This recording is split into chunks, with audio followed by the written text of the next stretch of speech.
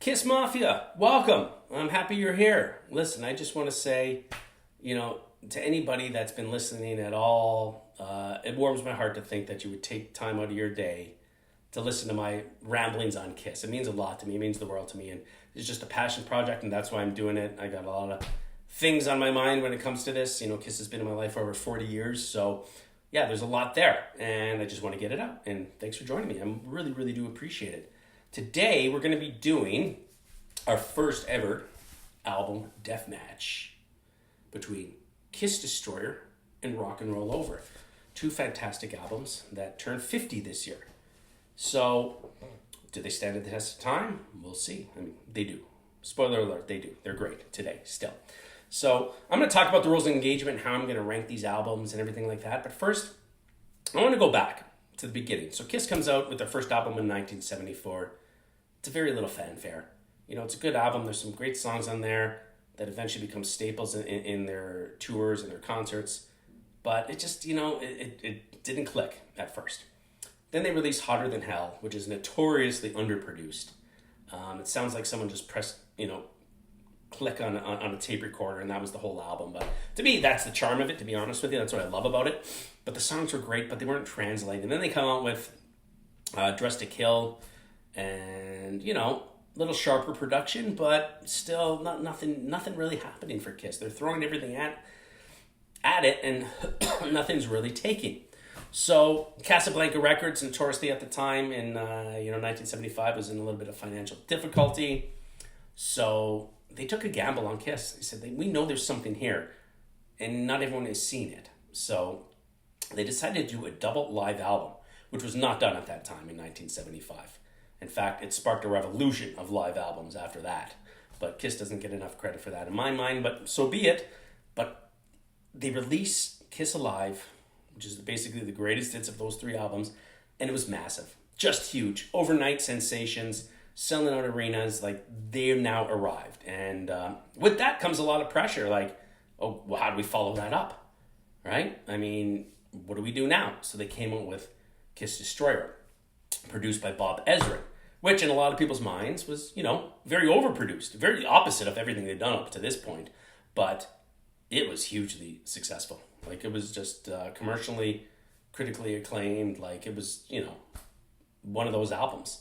But Rock and Roll Over is no slouch, and it came shortly thereafter. And they're very different albums, and there's some great songs on both of them, and we're going to compare them. So let's get into it. How is this going to work? I was originally going to just sort of, rank my favorite songs in order and then compare, 1 verse 1, 2 verse 2, and so on and so on and so on. Both albums have 10 tracks. Technically 9 for Destroyer and a hidden track, but that's 10. And what I want to do is compare song 1 versus song 1, song 2 versus song 2, without any kind of, with just in the album order that it appears, because for those of you in my generation, we grew up, we listened to albums. You go to the record store or come home, me, it was cassettes, to be honest. Cassettes and then eventually CDs. But you listen to the whole thing. I think Spotify's great. Their algorithm, if you say, hey, play this song, and then I'll play a whole bunch of related type songs, I think it's fantastic. But there's something about listening to an album cover to cover, right? Your lead-off track was important, right? Song number 1, song number 2. The B-sides, how they were structured. So I think it's probably the fairest way to do this, because that's how these albums were made. So let's get into the songs, and then we'll sort of we'll come back now. Like I said, there's 10 songs, so what happens if there's a tie? There can't be a tie. Every single every single track has to have a winner. So again, what do? Well, 2 of my absolute favorite. I don't want to say off the cuff that they're my favorite, but they're probably my 2 favorite covers. This, Dress to Kill. There's so many good ones. We'll have to rank. We'll have to decide based on the cover art, which is very, very tricky, because the Kiss Destroyer is iconic. Everything in Rock and Roll Over is so good. These are just great album covers. That's another lost art, right? With album covers and everything that went into the albums and the inserts and everything else. So it's a different era, and that's all good. But like I said, I've gone back recently to just listening to albums. And I love it. It's a different vibe altogether. So I'm just going to pull up the track list here, and let's get going. So, songs number one, we have Detroit Rock City on Destroyer and I Want You. Now, I have an affinity for the song I Want You. When I was starting to go to Kiss concerts, in the late 80s, early 90s, I know on the Hot in the Shade tour, I Want You was actually the one of the encore songs. They would play at the end of the concert, and they would bring out the big giant disco ball would come down with the spotlight. It was very cool. It was very cool. I always liked that song. It's got a good hook. Detroit Rock City, obviously it's an all-time classic. It's it's a song that non-Kiss fans know, right? They may not know I Want You, but they would know Detroit Rock City. It gets played at sporting events all over the place. These are two good songs. They really are. But I believe I got to go with Detroit Rock City on this one. I mean, it's an all-time Kiss classic. It is. And that's not necessarily the criteria. Like, I could personally like a song better than another song, even though it's a classic. But I do like Detroit Rock City, but I understand that it's not everybody's favorite either. A lot of people tell me, I don't understand Detroit Rock City. And I kind of get what they mean. Like, I like it. I love the bass hooks. I think it's great, but it's not their all-time song, but it's a good song, and it's a great live song. Like everything else, they all translate great live. So that is going to be one for Destroyer. Let's move on. We got King of the Nighttime World and Take Me. That's an interesting one. See, again, these matchups are great because they're actually pretty much on par, right? Like in terms of their where they belong. So King of the Nighttime World, great song. It just kicks in. I've always loved it. And Take Me, I mean, yeah, I like Take Me. Don't get me wrong. I like the whole album. I like both these albums. I do, all the way through. I love Rock and Roll Over. It's one of my go-to albums. But I think I'm going to take King of the Nighttime World over Put Your Hand in My Pocket and Grab Onto My Rocket. Take Me. Some of the funniest lyrics. But I think King of the Nighttime World is almost an underrated song. So I'm going to go with that. That's 2-0 already for Destroyer. Where's this going to go? So, this is a tough one. This is going to be the toughest one of all, actually. I can tell already. God of Thunder from Destroyer versus Dr. Love. Both awesome Gene songs. Like, these songs live are both great. In the studio versions, I actually like them. I like them both. Everything in Kiss tends to be better live, but not always. Like, these are good studio versions. God of Thunder really has got that kind of like Armageddon type intro. It's just like it's dark, it's sinister. Gene is the God of Thunder, but Dr. Love is so great, and yeah, I was in a Dr. Pepper commercial. So this is a tough one. Like, if I gotta pick one, but I mean, I love both these songs. Don't get me wrong. I don't dislike because I choose one over the other. Doesn't mean that I don't like the other song. This is a very, very tough one, but I gotta go with God of Thunder. I do. And I love them both. But God of Thunder, it's too good. There's too many versions of that song that I just love. The Alive 2 version, I know we're rating these albums, but and how they sound on the album itself, but I don't think there's anything I've ever liked better than God of Thunder on Kiss Alive 2. It's so awesome. Number 4, Great Expectations versus Ladies' Room on Rock and Roll Over. Now, again, we talked about, Kiss being underproduced and being overproduced. Great Expectations gets into all this, the choirs and the violins and these kinds of things.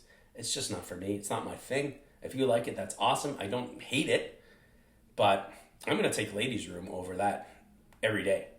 I think that's a great song. I really do. I love, it's another Gene classic.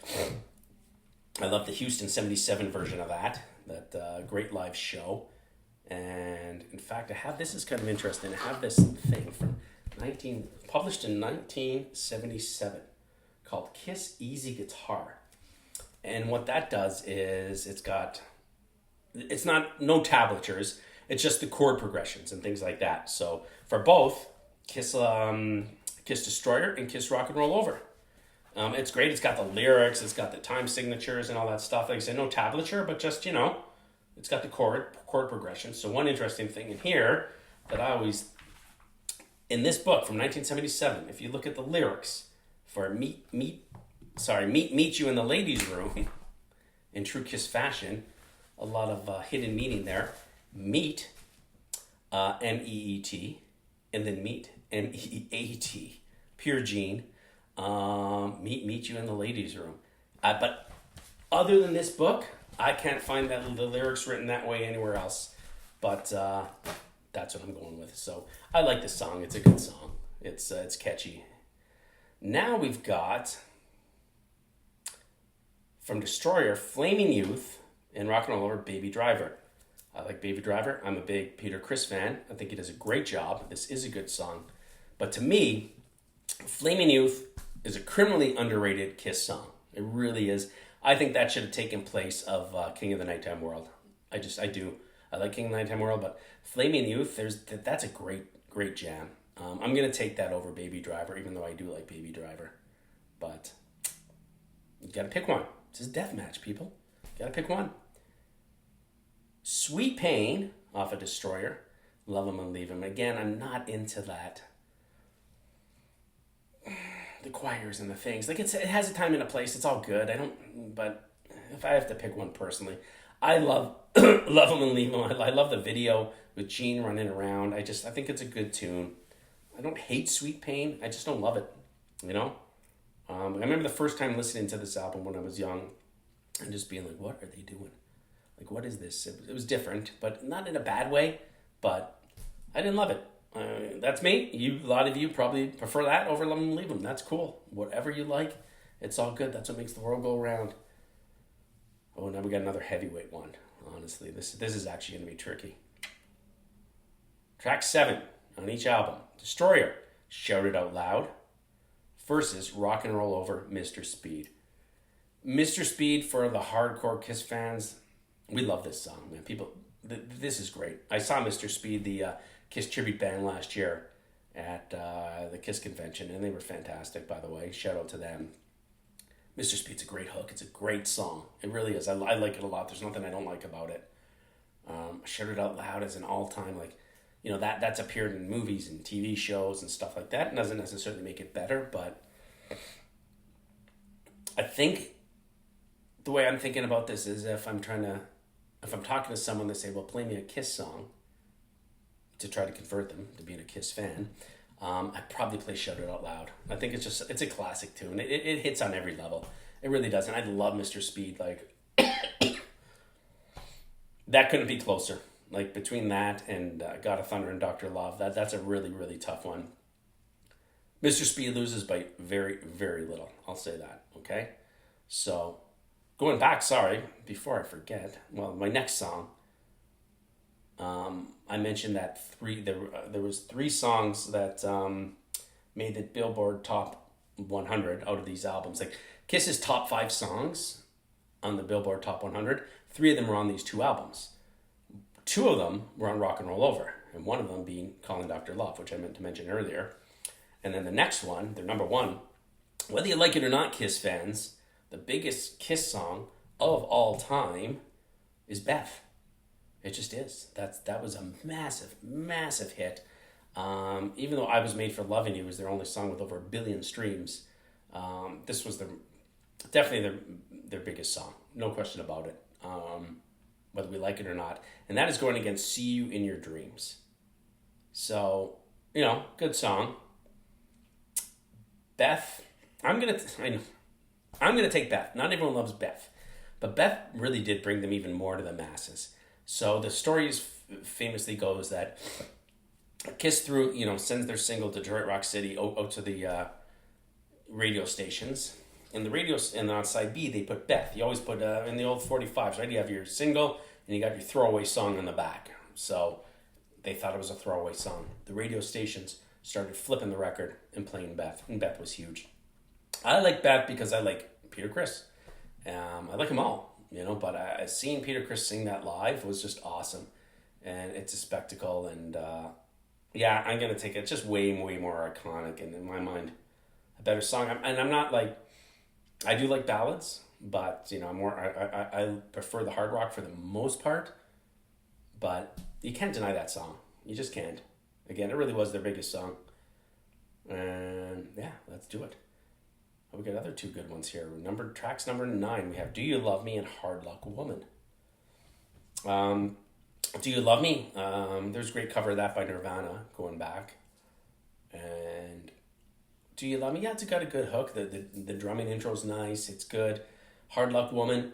Another Peter Criss song. And another song that charted. It was in their top 5. That was the third song out of these two albums that charted for high for Kiss. So, Hard Luck Woman, you know what? I can listen to Peter Criss sing all day, man. You know? Like, I'm a Demon guy. At the end of the day, it was Gene that drew me into the band and everything like that. But, you know, Peter Criss now, his voice is so good. It's got that raspy quality. I think almost everything he's done, well, not everything he's done, but his vocals are good on just about everything he does. Not every song's great. So I'm going to give that to Hard Luck Woman. I am. I like that song. Now, number 10, we got Rock and Roll Party versus Making Love on Rock and Roll Over. To be honest, I don't love either of them. You know, being a Kiss fan, you don't have to love everything. That's for sure, right? There's a lot of great stuff, but they can't all be winners, can they? Rock and Roll Party is really just, I don't want to call it an instrumental. It's kind of just, you know, it's we'll call it an instrumental. It's like a minute long. It's the hidden track on Destroyer, technically song number 10. And then Making Love. I'm going to take Making Love because it's an actual song. So there you go. Let's count them up. Let's see. So,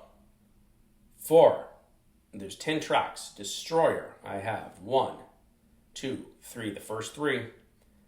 Then I have 4, 5, 6. Okay, so 6-4. That's tighter than I thought it would be. And, you know, depending on the day, that could go either way, right? Like, depending on how I'm feeling. Sometimes you just get really into an album and that's all you listen to for a while. And that's great. And sometimes, you know, you push that aside for a while and you get into something else. So that was closer than... I wasn't sure what to expect, to be honest, because I do like both albums. 50 years later, they both sound great, which is pretty awesome. How many things can you say that about? So, 2 good albums, very, very close outcomes. I'm glad I didn't have to come down to the cover art. If there was a tie in the songs, because that would have been very tricky too. But Destroyer will win this deathmatch. We will do this again for sure with other albums. And maybe eventually, maybe I'll rank my favorite covers at one of these points. They're just, there's so many good ones. I really do. I love them. The art and the imagery and everything that goes along with Kiss. Listen, to last over 50 years the way they have, there has to be some substance there too, right? It's not all just flash pods and everything else. There's quality music there as well. So, you know, feel free to go back and listen to these 2 great albums. And, you know, this was fun for me. Fast and easy. Closer than I thought. I don't know why, but here we are. So thanks again, everybody, for tuning into another episode. And we'll see you soon, Kiss Mafia. Take care.